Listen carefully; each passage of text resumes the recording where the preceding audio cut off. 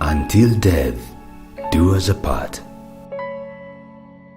When I got home that night, as my wife served dinner, I held her hand and said, "I've got something to tell you." She sat down and ate quietly. Again, I observed the hurt in her eyes. Suddenly, I didn't know how to open my mouth, but I had to let her know what I was thinking. "I want a divorce." I raised the topic calmly. She didn't seem to be annoyed by my words. Instead, she asked me softly, "Why?" I avoided her question, and this made her angry. She threw away the chopsticks and shouted, "You're not a man!" That night, we didn't talk to each other. She was weeping. I knew she wanted to find out what had happened to our marriage, but I could hardly give her a satisfactory answer. She had lost my heart to Jane. I didn't love her anymore. I just pitied her. With a deep sense of guilt, I drafted a divorce agreement which stated that she could own our house, our car, and 30% stake of my company. She glanced at it and tore it into pieces. The woman who had spent 10 years of her life with me had become a stranger. I felt sorry for her wasted time, resources, and energy, but I could not take back what I had said, for I loved Jane so dearly. Finally, she cried out loudly in front of me, which was what I had expected to see. To me, her cry was actually a kind of release. The idea of divorce, which had obsessed me for several weeks, seemed to be firmer and firmer now. The next day, I came back home very late and found her writing something at the table. I didn't have supper, but went straight to sleep and fell asleep very fast because I was tired after an eventful day with Jane. When I woke up, she was still there at the table writing. I just did not care, so I turned over and was asleep again. In the morning, she presented her divorce conditions. She didn't want anything from me, but needed a month's notice before the divorce. She requested that in that 1 month, we both try to live as normal a life as possible. Her reason for this condition was simple. Our son had his exams in a month's time, and she didn't want to disrupt him with our broken marriage. This was agreeable to me, but she had something more. She asked me to recall how I had carried her into a bridal room on our wedding day. She requested that every day for the month's duration, I carry her out of our bedroom to the front door every morning. I thought she was going crazy, but just to make our last days together bearable, I accepted her odd request. I told Jane about my wife's divorce conditions, and she laughed loudly and thought it was absurd. No matter what trick she applies, she has to face the divorce, she said scornfully. My wife and I hadn't had any body contact since my divorce intention was explicitly expressed. So when I carried her out on the first day, we both appeared clumsy. Our son clapped behind us saying, "Daddy is holding Mommy in his arms." His words brought a sense of pain. From the bedroom to the sitting room, then to the door. I walked over 10 meters with her in my arms. She closed her eyes and said softly, "Don't tell our son about the divorce." I nodded, feeling somewhat upset. I put her down outside the door. She went to wait for the bus to work as I drove alone to the office.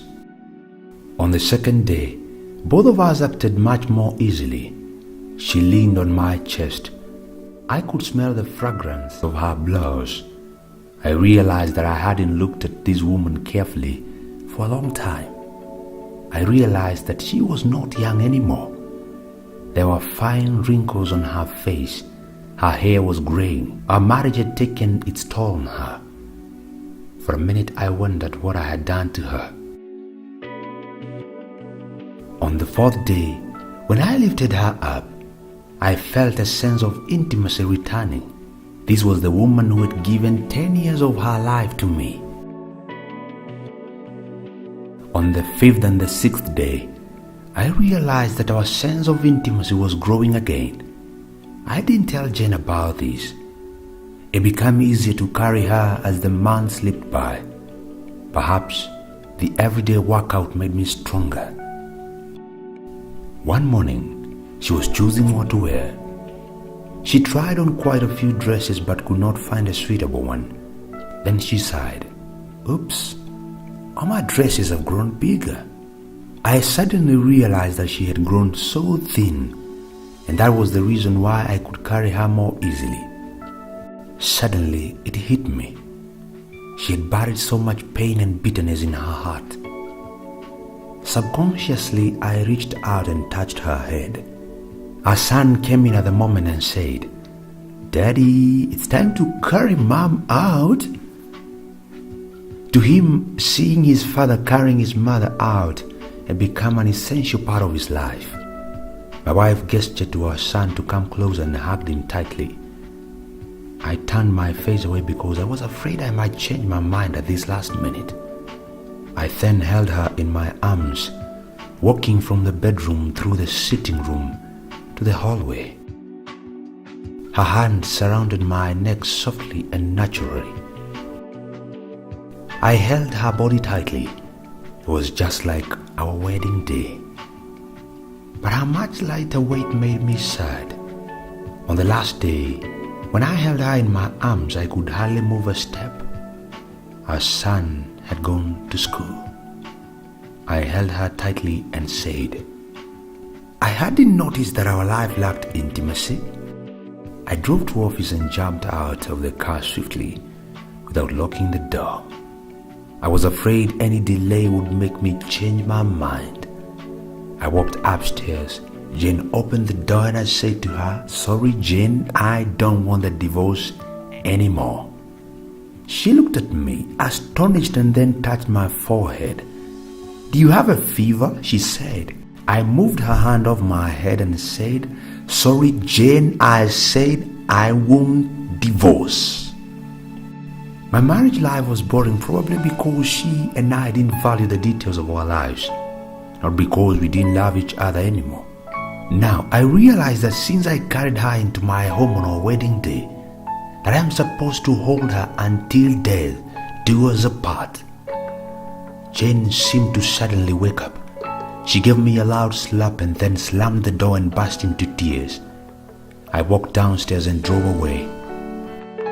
At the floral shop on the way, I ordered a bouquet of flowers for my wife. The sales girl asked me what to write on the card. I smiled and wrote, I'll carry you out every morning until death do us apart. That evening I arrived home, flowers in my hands, a smile on my face. I ran upstairs only to find my wife in the bed, dead. My wife had been fighting cancer for months and I was so busy with Jane to even notice. She knew that she would die soon and she wanted to save me from the whatever negative reaction from our son in case we pushed through with the divorce. At least in the eyes of our son, I'm a loving husband. The moral of the story: the small details of your lives are what really matter in a relationship. It's not the mansion, the car, the property, the money in the bank. These create an environment conducive for happiness, but cannot give happiness in themselves. So find time to be your spouse's friend and do those little things for each other that build intimacy. And finally, you'll have a real happy marriage.